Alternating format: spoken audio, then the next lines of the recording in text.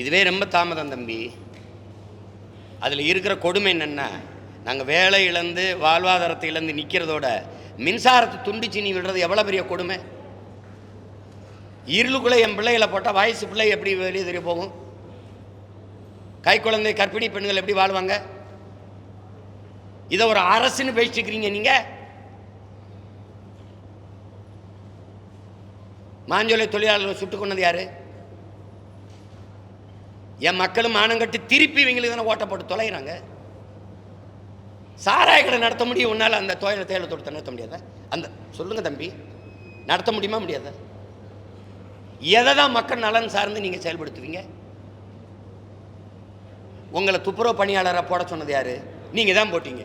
ஓட்டுக்காக 12,000 துப்புரவு பணியாளர்கள் அவனை வீதியில் தூக்கி போட்டது யாரு? அதுவும் நீங்கள் தான். இவர் சம்பளத்தை முதலாளிகிட்ட கொடுத்துருவாராம், அந்த முதலாளி சம்பளத்தை அவங்களுக்கு கொடுப்பாங்களாம். ஏன்னா அரசு பணியாக இருக்கக்கூடாது. இந்த முதலாளிகளுக்கு, இந்த தனியார் முதலாளிகளுக்கு ஒப்பந்தம் கொடுத்து ஒப்பந்த கூலிகளாக ஆக்கிடணும். எப்படி இருக்கு பாரு. இது ஒரு நிர்வாகம், இதுக்கு ஒரு அரசு. நீங்கள் நினச்சிக்கிட்டு இருக்கீங்க நம்ம முதலமைச்சருக்கு வாக்கு செலுத்துகிறோம், முதலமைச்சரை தேர்வு பண்ணிட்டோம், பிரதமரை தேர்வு பண்ணிவிட்டு.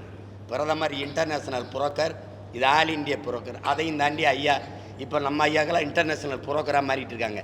அமெரிக்காவா, என் ஊரில் தொழில் தொடங்கு, ஜப்பான் வா, என் இந்த ரஷ்யாவா, இது பேர் என்னதுக்கு? தரகர். இது தலைவர் செய்கிற வேலை இல்லை, தரகர் செய்கிற வேலை இது. 25 வருஷமாக நீங்கள் அந்நிய முதலீடை பார்க்குறீங்கல்ல, முதலீட்டாளர்கள் மாநாடு. எத்தனை முதலீடு வந்திருக்கு, எவ்வளோ தொழிற்சாலை வந்திருக்கு, எவ்வளோ பேருக்கு வேலை வாய்ப்பு வந்திருக்கு. தொழிற்சாலை வருது, தொழிற்சாலைக்கு எங்கள் மேலே ஆகாயத்தில் கட்டுவீங்களா, நிலத்தில் கட்டுவீங்களா? நிலத்தில். நிலை யாருது? ஏன் ஆத்தாளப்புது? விளை நிலம் எப்படி வந்துச்சு? பல நூறு ஆண்டுகளாக என் தாத்தா பாட்டி பாட்டை முப்பாட்டை ரத்தம் வேர்வை சிந்தி உழுது உதச்சி கட்டியை உடச்சி மண்ணாக்கி தெல்லு உழுதியாக்கி விளையிற நிலமாக மாற்றிருக்கான். பல தலைமுறை நாங்கள் பலியாயிருக்கோம். நீ படக்குன்னு பறித்து ஒரு முதலாளிகிட்ட கொடுத்துட்டு போயிடுவ. முதலாளி எனக்கு வேலை தருவான்பா, சம்பளம் தருவான்பா, சாப்பிட்லாம்பா. நல்லா சாப்பாடு எங்கேருந்து வரும்னு கேட்டால் பதில் வச்சுருக்கிய. எந்த தொழிற்சாலை அரிசி பருப்பு வெள்ளரிக்காய் வெண்டைக்காய் சுரக்காய் பூசணிக்காய் விளைய வைக்கும்னா பதில் வச்சுருக்கியா? அது நிலத்துலேருந்து தானே வரணும். இப்போ பணத்தை சாப்பிட்டு படுத்துறதா நான்? இது அறிவு இருக்கிறவன் செய்யல செயலாது. இது முதலாளிகளின் வளர்ச்சியவே நாட்டின் வளர்ச்சியின் கட்டமைக்கிற நாடு இது. இதில் போய் பேசி என்ன இருக்கு?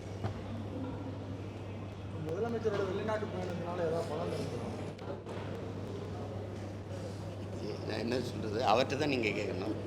அவர் தான் வெற்றி பயணம்னு சொல்கிறார்ல. இன்னும் 2 மாதம் கழிச்சு பாருங்கள் என்ன வெற்றி பயணம். ஃபோர்டுன்னு ஒரு நிறுவனம் இங்கே இருந்துச்சா இல்லையா? ஏன் போச்சு? எனக்கிட்டே கேள்வி வைக்கிறீங்களா? அவர்கிட்ட கேட்க, ஐயா ஃபோர்டுன்னு ஒன்று கொண்டு வர்றீங்களையா, அது முதல்ல இங்கே தானே இருந்துச்சு, ஏன் போச்சுன்னு கேளுங்களேன். இல்லை எங்காலும் ஒருத்தர் இருக்கார்ல ஐயா நவாஸ்கனி, எங்கள் மாமனார், அவரை கூப்பிட்டு கேளுங்களேன். நீங்கள் தானே எங்கள் எம்பி, ஏன் இங்கே போச்சு, திருப்பி ஏன் வருது? நான் சொல்லிட்டா, இந்த ஃபோர்டு அங்கே இருந்ததுன்னா நான் வேலைக்கு போனேன்னா 2 லட்சம் எனக்கு சம்பளம் கொடுக்கணும். இங்கே வந்தான்னா ஒரு டன் எடையுள்ள கார் தயாரிக்க 4,50,000 லிட்டர் தண்ணி தேவைப்படுது. இப்போ ஃபோர்டு கார் எவ்வளோ பெருசு இருக்கும்? 2 டன் 3 டன். அப்போ எவ்வளோ தண்ணியை குடிக்கணும்னு பாருங்க. அதுபோக தடையற்ற மின்சாரம். அவன் உற்பத்தி செய்கிற பொருளை வேகமாக எடுத்து கப்பலுக்கு கொண்டு போகிறதுக்கு 8 வழி சாலை. நிலத்தடி நீரை எவ்வளோ வேணாலும் உறிஞ்சிக்கலாம். மனித உழைப்பு மலிவாக கிடைக்குது. நாங்கள் வேலை இல்லாமல் நிறைய பயில் வித்துடுறோம். அப்போ நான் அமெரிக்கா போனால் 2 லட்சம், இங்கேனா 20,000 30,000க்கு ஃபோர்டு. நான் எங்கே வேலை செய்ய? ஃபோர்டு. இது இங்கிலீஷில் பேர் இருக்குல்ல, எனக்கு ஒரு மயக்கம் இருக்குல்ல, ஃபோர்டில் வேலை செய்கிறேன். நோக்கியா இருந்துச்சு, திடீர்னு மூடிட்டு போயிடுச்சு. 2,500 கோடி கடன் வச்சுட்டு போயிடுச்சா இல்லையா? யார் ஆட்சியில் போச்சு? நம்ம அருமை பெருமக்கள் ஆட்சியில் தான் போச்சு.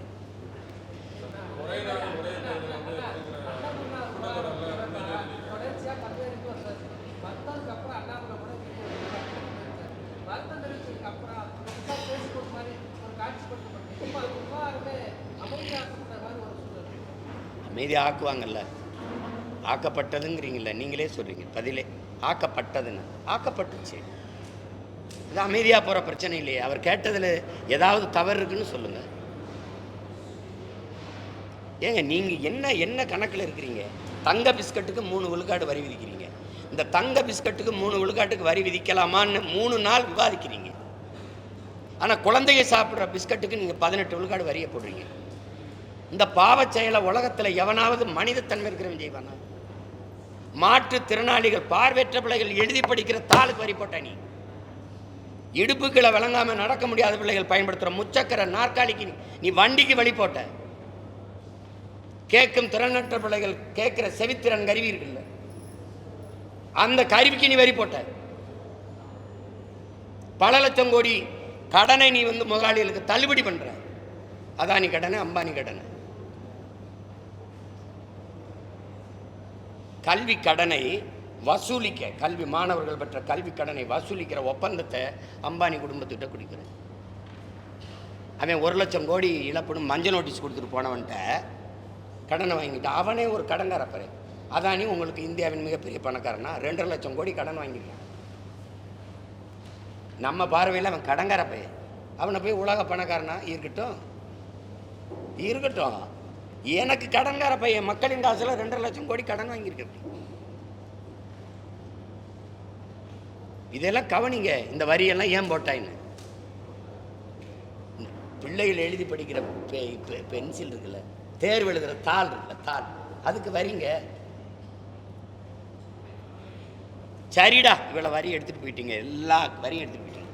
வருவாய் பெருக்கம் எவ்வளவுன்னு நிதியமைச்சர் ஒரு தடவை நிதிநிலை அறிக்கையில் இந்த ஜிஎஸ்டி சரக்கு மற்றும் சேவை வரியால் நமக்கு இவ்வளவு வருவாய் பெருக்கம் வந்திருக்குன்னு ஒரு தடவை படித்து பார்த்துக்கிட்டீங்களா? இந்த வருவாயை கொண்டு நாட்டு மக்களின் நலனுக்காக கல்வித்தரத்தை உயர்த்த, மருத்துவத்தரத்தை உயர்த்த, சாலை ஓடுதல் பராமரித்தல், எல்லா மக்களுக்கும் தடையற்ற மின்சாரம் வழங்குதல் அல்லது குடிநீர் வழங்குதல், இதுக்கெல்லாம் நாங்கள் பிரித்து இந்த நலத்திட்டங்களுக்கு இத்தனை லட்சம் கோடி, இவ்வளவு 1000 கோடிகளை ஒதுக்குறோம்னு ஒரு செய்தியை நீங்கள் என்னைக்காவது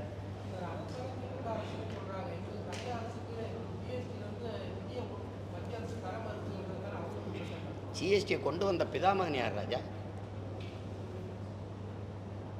நீ இந்த ஒரு ஆளோடு பேரோடு அழுதாலாம் ஓவாச்சின்னு நீனும் உட்காந்து ஒப்பிச்சுக்கிட்டு இருக்கக்கூடாது. நீட்டை கொண்டு வந்தவன் எவன்? உன்கிட்ட கேட்குறேன்ல தம்பி, உங்ககிட்ட கேட்குறேன், அண்ணனா கேட்குறேன். நீட்டை கொண்டு வந்தது யார்? காங்கிரஸ். அப்போ ஆட்சியில் கூட இருந்து அப்படி தாங்கி பிடிச்சிக்கிட்டு இருந்தது, ஏந்திக்கிட்டு இருந்தது யார்? ஜிஎஸ்டி கொண்டு வந்தது யார்? சிஐஏ கொண்டு வந்தது யார்? என்ஐஏ கொண்டு வந்தது யார்? என்ஆர்சி கொண்டு வந்தது யார்? பணம் செல்லாது, அது மட்டும்தான் மோடி. மீதி எல்லாம் இவங்க தான். நீ பெற்று பேர் வச்சா இருந்தாலும் போன் விட்டா ஆலிஸ் கொடுத்து ஊட்டமாக வளர்க்குறான். இதில் ஒன்றுமே பேசுறதுக்கு துப்பெண்ண இருக்கு. ஜிஎஸ்டி போட்டான், ஜிஎஸ்டி தர முடியாது, கட்ட முடியாது சொல்ல வேண்டியதானே? வெள்ளக்காரங்காலத்தில் தான் வரிகூடா இயக்கம் நடத்த முடியுமா? இந்த கொள்ளைக்காரங்க அதான் தர முடியாதுங்க, தர முடியாது, ஜிஎஸ்டி கட்ட முடியாது. எனக்கு பேரிடர் காலத்தில் உரிய நிதி நீ ஒதுக்க மாட்டேங்கிற, ஒன்றை கொடுத்துட்டு நான் என்ன பிச்சை எடுக்கணுமா என்ன அப்படின்னு சண்டை போடணும்ல. எடுத்து பேசிடுவீங்களா?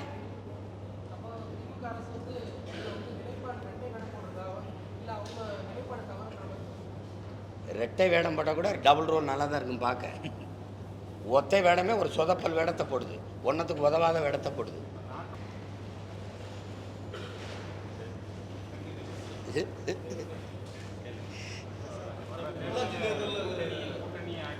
எனக்கு சாப்பாட்டில் தான் கூட்டு பொரியல், சண்டை தனித்து தான் போடுவேன். என்னை ரொம்ப போயாமல் திருப்பி கேட்காதீங்க, நான் தனித்து தான் போடுவேன்.